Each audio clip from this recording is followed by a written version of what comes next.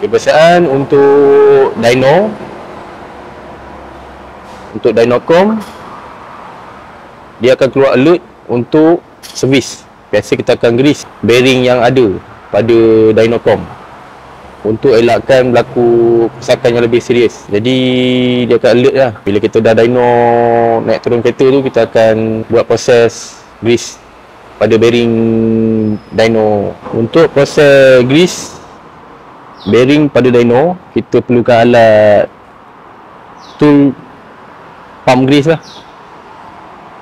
Ni akan letak grease dalam ni. Guna grease yang berkualiti, high temp, dan kita akan pump ke dalam nipple bearing-bearing yang ada pada setiap dyno. Biasa model-model dyno, tak kira brand apa ke, daripada mana datangnya, dia akan ada bearing. Jadi bearing adalah benda yang penting pada dyno.